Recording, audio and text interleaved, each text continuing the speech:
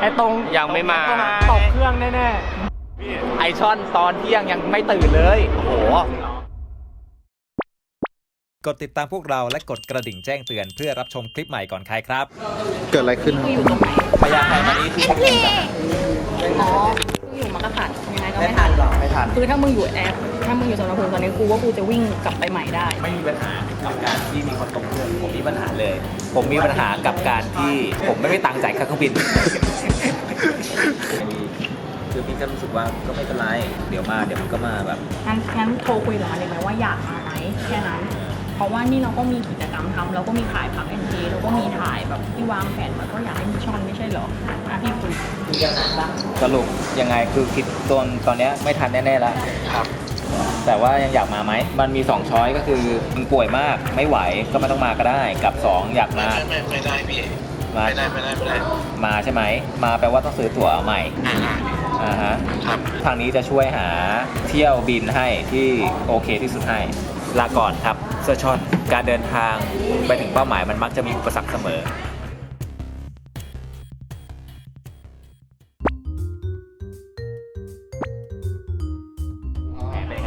แผนคือตอนเนี้ยเรามองแล้วว่าเครื่องมันยังไม่มาแล้วถ้ามามันน่าจะแบบมีเวลาประมาณครึ่งชั่วโมงซึ่งช่อนน่าจะทันแต่เราอะเช็คอินให้ช่อนแล้วดังนั้นอะมันเหลือแค่ยื่นใบเฮียเนี่ยให้ช่อนแต่เราเข้ามาแล้วเราต้องไปฝากพนักงานยื่นตรงที่ตรวจของมายื่นพี่ยื่นให้หน่อยแล้วมันเนี่ยไปก็ต้องวิ่งแต่กล้องคงไม่วิ่งกับกูหรอกกูไปเป็นเพื่อนไหมเอาล่ะไปเบนไปด้วยเหนื่อยก่อนเข้าไม่เอาหัวเว่ยต้องถ่ายก็ได้หรือว่าเบนจะไปทำไมอ่ะเบนไม่ได้เลยโอ้เป็นโทรท่าอะไรมาไม่วิ่งหน่อยอ่ะไม่วิ่งแล้วเนี่ยถ่ายมึงอ่ะถ่ายหน้ามึงถ่ายกูเหรอบอกไปด้วยว่าผมไม่ไปครับผมไม่ไปมันจะดีแค่ไหนกันวะกล้องหัวเว่ยอ่ะดีนักดีหนามันจะสั่นมันจะอะไรเดี๋ยวดูนี่ดอกถ้ามันได้มันเลิศจริงเดี๋ยวกูซื้อจะเปลี่ยนใจจาก iPhone ไปเป็นหัวเว่ยเหรอเปลี่ยนเลยซื้อเลยมันถ่ายรูปสวยจริงอีทิปนั่นน่ะหนูยังอยากได้อีกเลยถ้ามันทันอ่ะแสดงว่ามันใช้บุญเก่าไปแล้วมันต้องทำเพิ่มถ้าเป็นกูตอนนี้แล้วเป็นสลับกันก็อาจจะตกไปเลยอ่ะอาจจะไม่ได้ขึ้นด้วยการบินไทยก็ไม่ได้ขึ้นเพราะอะไรบุญมันหมดไปนานแล้วตอนนี้ก็คือถ้าไม่ทันคือตกเครื่อง3 คนเวลาจะตกเครื่องแค่คนเดียวไอเฮียช่อนจะเดินเครื่องร่วงไปอีก2 คนหรืออีคังมันมีแผนวะมันแอบอิจฉาชอบที่ได้ขึ้นการบินไทยมันก็เลยวางแผนเดี๋ยวเราขึ้นการบินไทยด้วยกันแล้วไปเบิกเงินพี่มิวว่าต้องมี1,500เองนะแต่กูบอกเลยนะถ้ากูต้องเสียเงินให้น้องๆอีกคนละ1,500กูยอมพาไอช่อนพายคังไปเที่ยวดีกว่า1,500เหมือนกันไม่ต้องไปถึงเชียงใหม่ด้วยหรอทำกับตรงไปรอที่ตรงที่แบบคิดว่าใกล้ที่สุดเท่าที่จะยื่นใบเช็คอินให้มึงได้อะมึงมาให้ถึงประตู E นะแล้วก็วิ่งตรงเข้ามาแล้วทางเข้ามันอยู่ด้านซ้ายมาตรงนี้ให้เร็วที่สุดชั้น4นะตอนนี้ครับเครื่องบินมาแล้วเห็นไหมยานที่กำลังวิ่งมันไกลแล้วเนี่ยไม่กำลังวนมาแล้วไม่ได้มาเทียบเข้างวงงา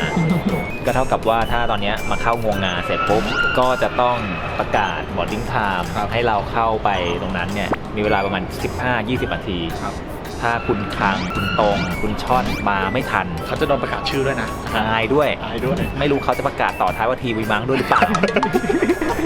และถ้ายังมาไม่ได้อีกก็แปลว่าจากตก1 คนเราจะตกเครื่อง3 คนจากเสียแค่1,500จากเสีย1,500จะเสีย 4,500 พอไปถึงเชียงใหม่ก็ต้องเซิร์ชเหมือนเดิมอย่างแรกคือลายแทงเชียงใหม่แทนที่จะแบบเอาเงินไปหาลายแทงให้มันดีต้องมาเดือดร้อนต้องเงินจ่ายค่าเครื่องบินให้พวกมึงมาแล้วพี่จิ๋วของจริงมาแล้วกูเห็นเลยเครื่องบินมาแดงเหลืองกูเห็นแล้วเย็ดเจ็ตมันไม่มีทางเป็นสายการบินอื่นไม่ได้คือตอนนี้ทางนู้นก็มีปัญหานะว่าจะยื่นใบให้เขาได้หรือเปล่าแล้วเราต้องควรบอกพนักงานเวียดเจ็ตนะให้เขาประสานให้เขามีเหมือนม้าเร็วก็เหมือนเราเหมือนกันแบบวิ่งไปอย่างเงี้ยวิ่งไปรับเลยไปเธอเลยไปคุยให้นะพอดีว่าเพื่อนอยู่ข้างนอกนะครับเราก็ใบเช็คอินอยู่ที่เราสามารถทำยังไงได้บ้างไหมก็คือเพื่อนจะอยู่ข้างนอกอยู่ตัดเช็คอินมาแล้วใช่ครับใบเช็คอินแบบไหนคะคือเราเช็คอินแบบทางตู้ครับแล้วมันจะทีเดียวเลยก็คือใช้เอกสารการเดินทางก็คือบัตรประชาชนของเพื่อนก็ต้องติดต่อเคาน์เตอร์ค่ะพิมพ์ให้ใหม่แต่ว่าบัตรประชาชนเพื่อนยังอยู่ที่ตัวใช่ค่ะให้ที่เคาน์เตอร์ดูได้โอเคขอบคุณครับขอบคุณมากว่าเขาบอกว่าให้พิมพ์หน้าเคาน์เตอร์ได้ให้ช่อนเอาบัตรประชาชนยื่นแล้วก็พิมพ์ใหม่ได้แล้วแถวยี่สิบอย่างยาวไงมึงส่งรหัสไปให้มันมันก็ต้องรอเอามาคุยเอาใครเห็นหน้าหน่อย อะไรว่าไงพูดดีเล่า ตอนนี้ก็คือเรารออยู่ตรงที่จุดที่เขาสแกนความปลอดภัยอะครับแต่ว่าเรากำลังรอช่อนอยู่แล้ว ตอนนี้ทางทีมงานเขาบอกว่าเขาโอเค ถ้าเกิดช่อนมาทันเวลาเขาจะเอาดิ้งพาร์ทไปให้ช่อนครับ อ๋อ ได้อยู่ ตอนนี้รอให้ช่อนคนเดียวมาให้ทันครับ แต่มีข่าวดีอีกเรื่องหนึ่งนะ ก็คือช่อนสามารถรีปริ้นตั๋วได้หน้าเคาน์เตอร์เลย ต้องรีบเป็นตัวได้หน้าเคาน์เตอร์เหรอ ใช่ สิ่งที่น่าเป็นห่วงก็คือมึงสองคนตอนเนี้ย ว่ามึงจะวิ่งกลับมาทันหรือเปล่า นี่คือเสียง แถม ได้ยินนะครับ นี่คือเสียงที่เราไม่อยากได้ยินแต่ตอนนี้เข้าหูเราแล้วและตอนนี้เรายังรอช่อนคางโป้ยและคุณตองอยู่ ตอนนี้คือลุ้นอย่างเดียวแล้วว่าให้มันวิ่งมาทัน เครียดมากเลยตอนนี้ เครียดเหรอวะ เครียดแทนคุณช่อนค่อนข้างเป็นห่วงว่าถ้าไม่มีพี่เขาในทริปนี้น่าจะก่อยพอสมควรผมเป็นห่วงพี่ๆนะครับ เราต้องรออย่างมีหวังนะเว้ย ซึ่งตอนนี้ผมก็มองไปสุดปลายสายละ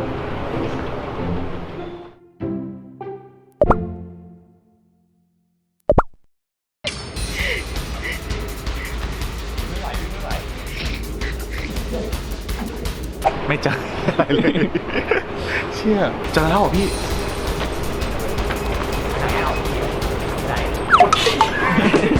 ผมเป็นห่วงพี่ๆนะครับ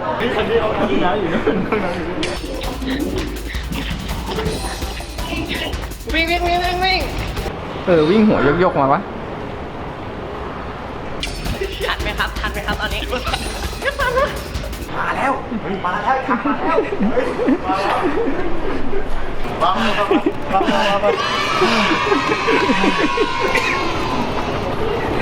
เป็นไงบ้าง เสียงไม่มีอ่ะ ซื้อน้ำบนเครื่องเอามึง เลย ว่าไงไปรับเพื่อน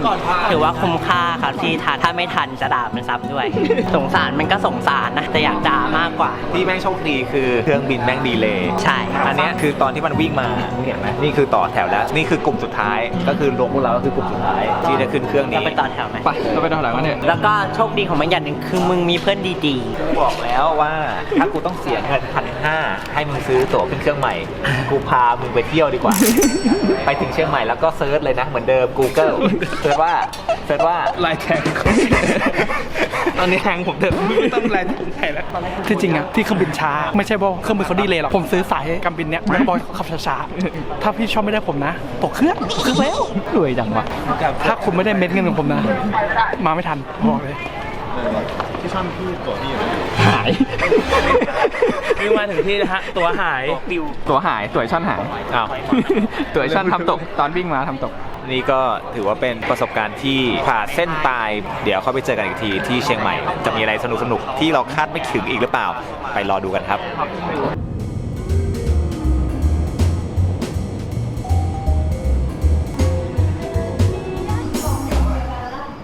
ถึงเชียงใหม่แล้วจ้าถึงเชียงใหม่แล้วจ้าถึงเชียงใหม่แล้วจ้า เกิดอะไรขึ้นนะ ครับ เริ่มจากออกเวลาเบียด นัดกี่โมงดีกว่า นัดบ่ายสองฮะผมออกบ่ายสองโอ้แท็กซี่มาก่อนเลยครับ อ๋อ แท็กซี่ไม่เท่าไหร่แท็กซี่โอเคถึงเวลาปกติ BTS ขับมาจะถึงอนุแล้วจอดทำไมอะจอดบอกติดจราจร ผมเพิ่งรู้ว่า BTS มีไฟแดง ไปเดี๋ยวค่อยไปเล่าต่อ กดติดตามพวกเราและกดกระดิ่งแจ้งเตือนเพื่อรับชมคลิปใหม่ก่อนใครครับ ๆ คนที่ทำได้ห่วยที่สุดคนนั้นจ่ายค่าไข่ทั้งหมดครับผม การต้องไข่อย่างแรกครับมันต้มน้ำเย็นไม่ได้ครับผมเอาหนังยางรัดจะทำให้ไข่ไม่แตก อย่ารัดนานเดี๋ยวมันม่วง 08 คือเลขนำโชคของผมอยู่แล้ว ไม่ งานสาระตอนนี้ก็เริ่มคลายความกังวลได้ไปปอดหนึ่งนะครับ เพราะว่าทางฝั่งนั้นก็เครื่องบินยังไม่มาเทียบท่าเลยครับ ก็เรามีเวลาเผื่อๆ แต่คุณนี่วิ่งหัวยุ่งเลย หัวหลัง หัวยุ่ง ครับผม แต่เพื่อนถึงยัง เพื่อนยังไม่ จริง ๆ แล้วเดินมาก็ได้ เดินมาก็ได้ เพราะว่าเพื่อนยังไม่จะวิ่งนะครับจะวิ่ง สกรีดเจ็บใจร้อน ป่วย ป่วย แอปป่วยหลบเฮ้ยเราขอทางเขาลงเลย